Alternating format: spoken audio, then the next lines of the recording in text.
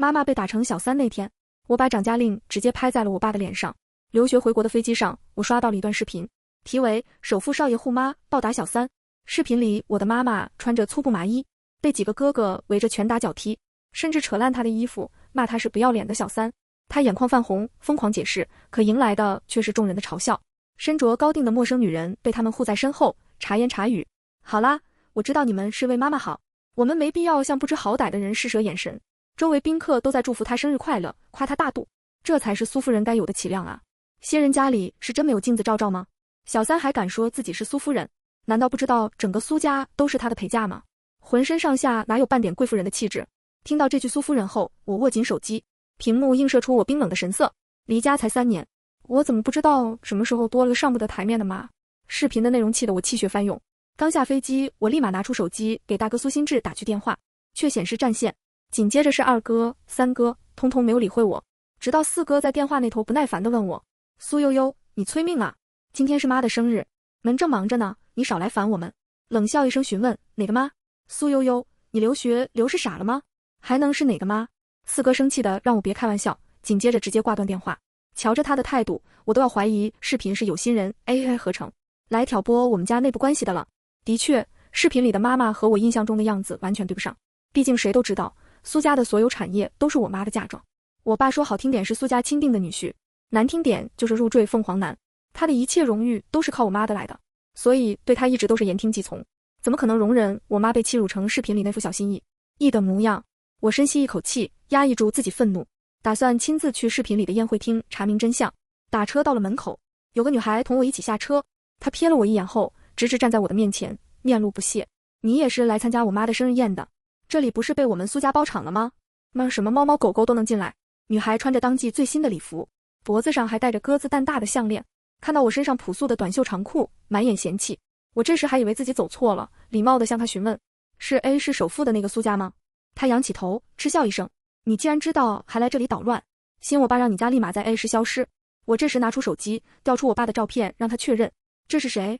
他用看傻子的眼神看我一眼：“我爸啊，哦，我知道了，是想来碰运气艳遇我爸当小三的吧？我爸爱我妈如命，你就省省力吧。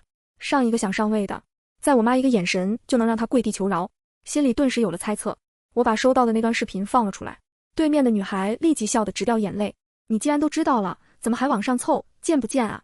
看我们是同龄人，我就劝你一句。”这女的说是我爸正牌老婆，接就被我哥他们扔去荒山野岭，结果腿断了也要爬回来，非说让我爸还他女儿，笑死了。他那样子，我爸看到都犯呕，可能和他有孩子。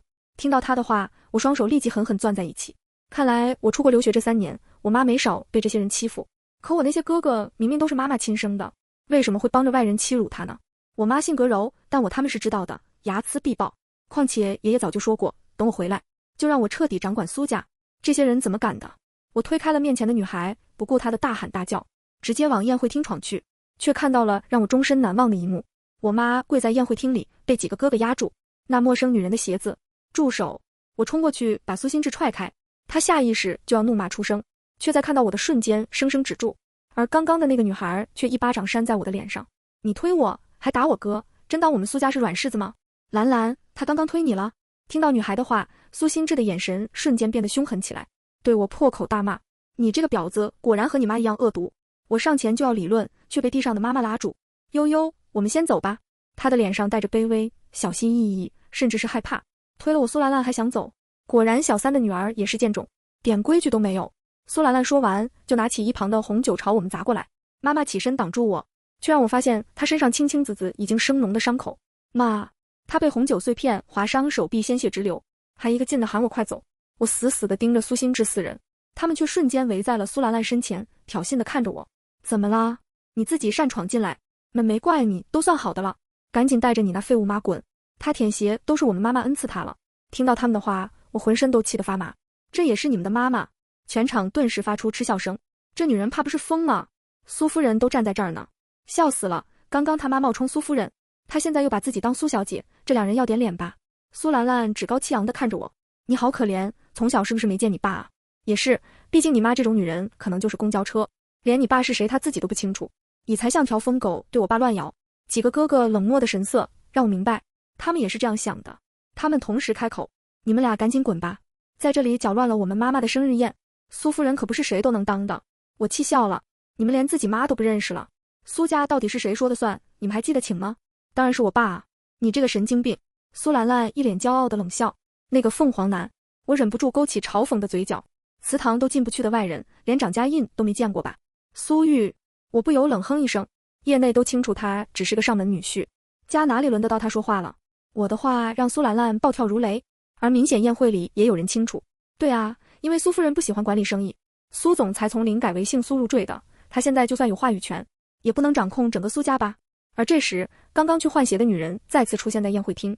我已经把苏家全部事务交给我老公了，是我们的家事，你一个外人自然不清楚。你怎么能证明你就是苏夫人呢？听到我的话，女人笑出了声。我还用得着证明？我的儿子们就在这里。这几年也是我陪我老公在和合作伙伴洽谈合作，周围的宾客立即帮他证实。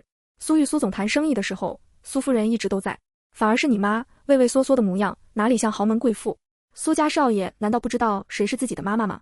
是好笑，大家都是一副的确如此的神色，让我心头猛地一沉。我立即拿出手机就要和爸爸打电话，苏心智却一把打掉我的手机，屏幕瞬间摔得稀碎。你在做什么？你想报警？明明是你和你妈在无理取闹，好不好？他们几人心虚的额头都在冒汗，难道是他们瞒着我爸给他找了个新老婆？妈妈的整个身体都在颤抖，下意识就要磕头向那个冒牌货道歉。对不起，我现在找到我女儿了，我们马上就走。走？我才不会走！他们当着这么多人的面都能这么欺辱我妈，私下更不知道有多过分。我捡起屏幕破碎的手机，再次问了对面的女人：你确定你是苏玉的老婆？她冷笑一声：当然。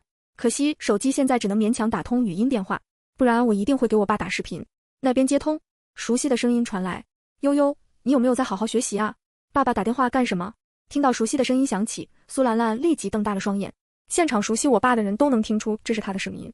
我冷笑一声：爸，你到底有几个女儿，几个老婆啊？对面沉声让我别闹，当然只有你一个女儿，谁又给你乱说什么了？我正想开口告诉他宴会厅的事，苏兰兰的妈妈却直接让人抢走我的手机，高跟鞋狠狠踩在我的手机上，她不屑地勾起嘴角：你竟然还找人冒充我老公？不过只是声音像而已，还真以为大家会被唬住吗？刚刚心里还有点动摇的宾客听到他的解释后，也立马对我上下打量，看了看我和我妈狼狈的模样，他们嘴角噙了一抹嘲笑，但我的4位哥哥却脸色苍白了一分。他们嘶吼出声：苏悠悠，你妈妈就是苏家的保姆而已，你自己有妄想症就算了，别来生日宴找晦气，滚吧！看他们急切的模样，我更加怀疑是不是他们想把苏兰兰当妹妹宠，连爸爸都欺骗了。这时别墅里的老人周叔推着蛋糕进来，看到他我眼睛一亮，妈妈却拉着我的袖子，眼泪都急出来了。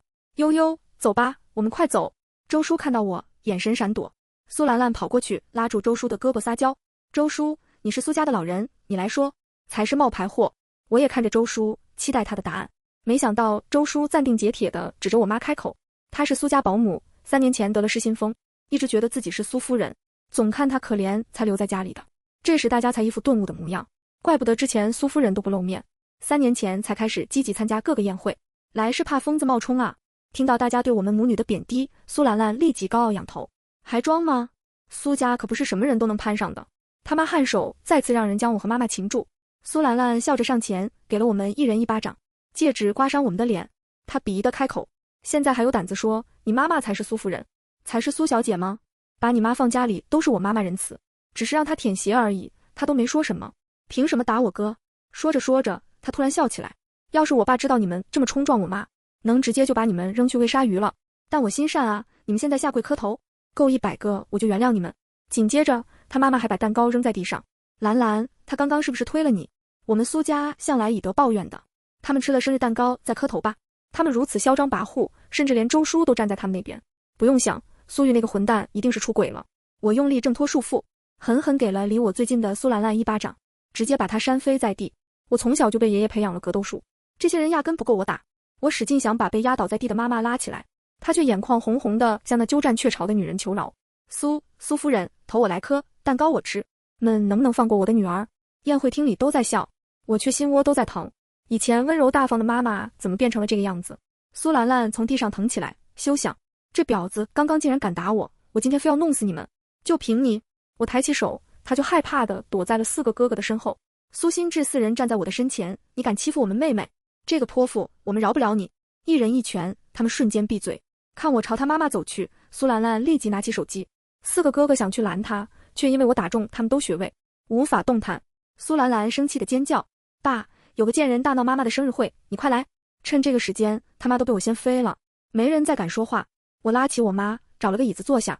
门外响起引擎声，苏兰兰激动的大喊：苏悠悠，你完了！我爸来了，和你妈等着去死吧！穿黑西装的男人走了进来，对视一眼，我们双方都在对方眼里看到了震惊。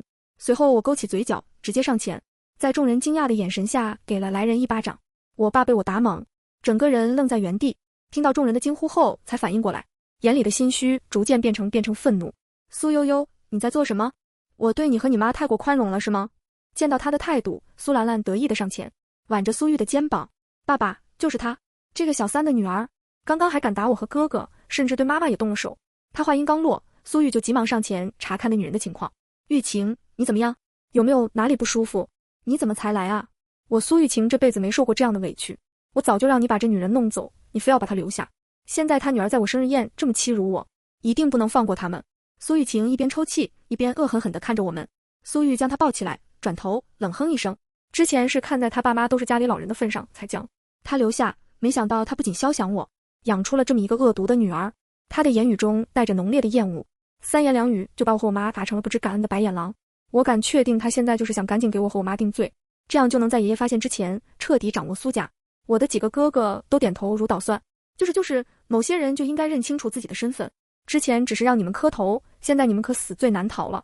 冷冷地看着他们5人，我气笑了。要是没有妈妈，苏玉还是个小镇做题家，月薪3000不到的穷小子。我知道哥哥们一直嫉妒妈妈对我更好，那是因为他们从小就看不惯我是个女生，样样比他们优秀。他们时常让我的同学一起欺负我，孤立我，所以妈妈才会一直把我带在身边。没想到他们现在竟然为了另一个女人，化成尖锐的刀子往妈妈的心窝上戳。看到自己的老公儿子那样说自己，妈妈早已哭得泣不成声。我压抑住翻涌的情绪，再次发问：你确定你的老婆是你旁边的苏玉晴？苏玉当场搂着苏雨晴亲了上去。我老婆一直都是她，只是因为她身体不好，所以一直在乡下静养而已，绝对不是旁人可以冒充的。你和你妈大闹我老婆的生日宴，天是肯定走不了的。说着，他就喊人拿着口袋要把我和我妈装进去，扔去黑市。现场有人劝他算了，可他却冷哼一声：如果我连妻女都保护不了，什么男人？好得很。我气得快要爆发。听到苏玉的话，我妈却害怕的浑身都在发抖，紧紧地拉着我的衣袖。悠悠，我们认错吧，我不想待在这个宴会厅了。她的声音如蚊子一般细小，带着微弱的哽咽。有了苏玉撑腰，苏兰兰母女更是嘲讽出声：你现在知道你惹了什么人了吗？之前本来没想要你们的命，但你竟然敢打我，能去深山自生自灭了。苏玉排场挺大，几十个黑衣保镖把我和妈妈团团围住。我严肃地开口：苏玉，你想清楚，家到底是谁说的算？她一副小人得志的嘴脸。苏家现在就是由我说的算，是惩罚2个下人而已。几个哥哥同时出声：爸，别和他们2个废话了，的生日宴还要如常进行呢。被几个男人捧在心间，苏雨晴的眼里是藏不住的得意，她感动的抽泣：我真是世界上最幸福的女人，爱我的孩子和疼我的老公。苏兰兰挑眉挑衅：听到了吗？你们2个疯女人，等着你们被野兽吃干抹净。我冷漠的目光从几人脸上扫视，最后笑着开口：苏玉，我们要不赌一赌，今天到底死的是谁？妈妈被害成这个样子，我一定要让他们付出代价。悠悠，你别做傻事，我们只要道歉，们就会放过我们的。只要我磕头，只要我说我自己是贱女人，们就不会再针对你的。悠悠乖，让妈妈来，妈妈保护你。她现在的精神很不正常，像是被泼久了，已经形成应激反应了。我将她护在身后。妈妈，他们现在就算你去道歉，不会放我们走的。况且你压根没错，道什么歉？苏玉看着依旧毫不害怕的我，眼神闪过一丝阴冷。保镖，动手，把这2个冒犯我妻女的人去荒山野岭。这么多保镖，我即使能打，也难以对付。而且妈妈手无缚鸡之力，我很怕他们直接对她下手。看着宴会厅大屏上的时间，离我的后园到这还需要拖延2-3分钟。我扭头看向我的4个哥哥，你们真的要站在我的对立面？他们瞬间嗤笑一声：你以为你是谁啊？马上就要变成孤魂野鬼，敢说大话！我立即反对回去，不就是因为比不过我，嫉妒我而已。们4个心眼比针眼还小，只知道欺负自己妈妈和妹妹的懦夫，以为没了我就能继承苏家。做梦！你……他们话还没说完，就被整齐的脚步声打断。什么？苏玉瞪大双眼，看向了宴会厅大门。现场涌入一堆人，比苏玉的保镖还要高大，还要训练有素。为首的人捧着一块红布盖住的盒子，从里面拿出来苏家的掌家印。有宾客认了出来，这是苏家掌家印，是趁苏夫人生日传给苏总吗？某些人要被啪啪打脸了。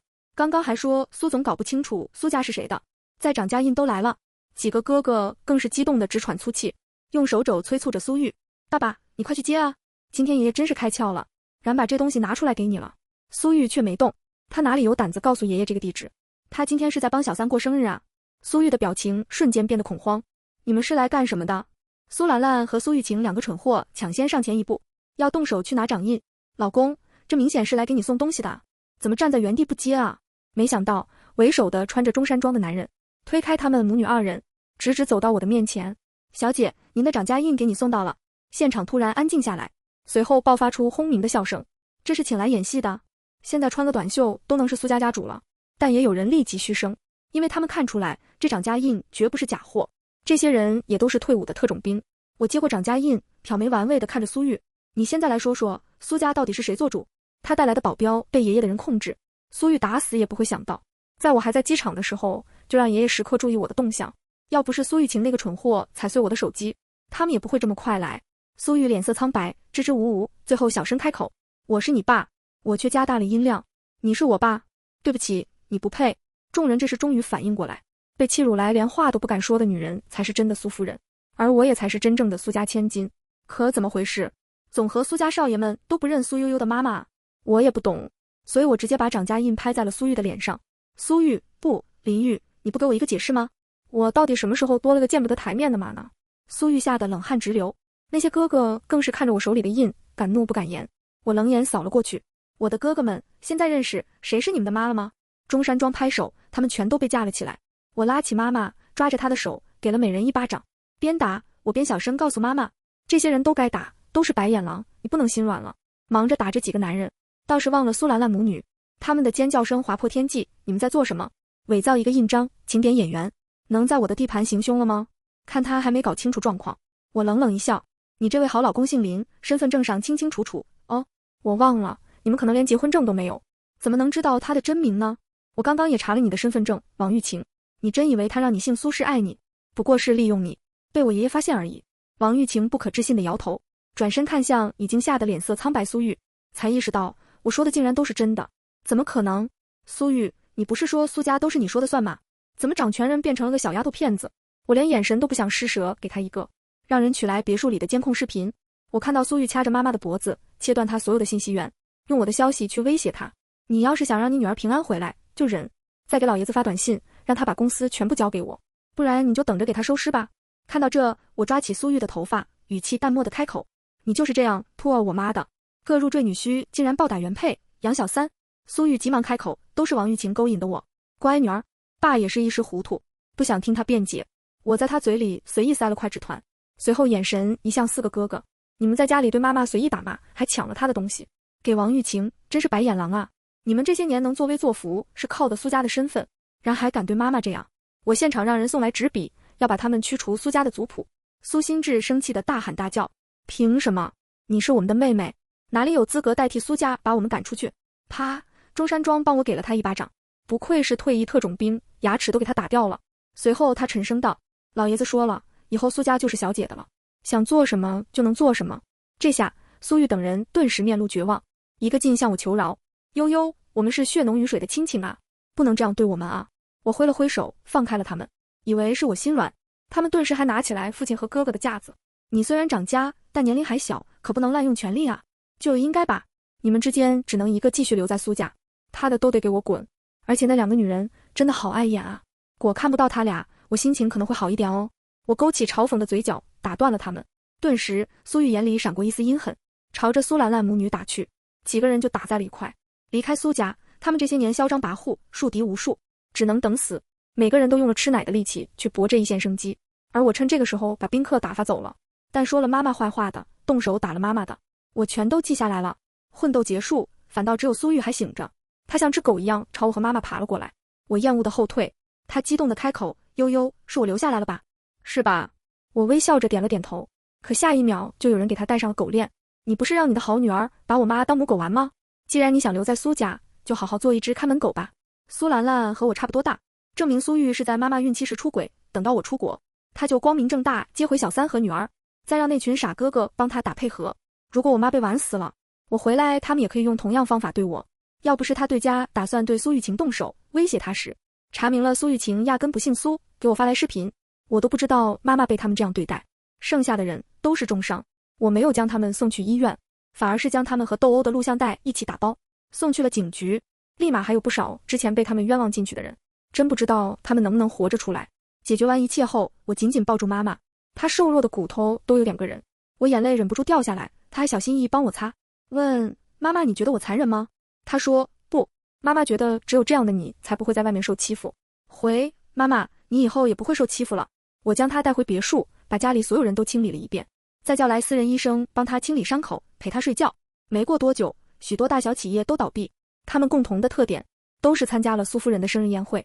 看到手机里的消息，我微微勾唇，抬头，妈妈在挑选自己穿的衣服，又回到了以前温柔美丽的模样，但还是有点小心翼翼，让人心疼。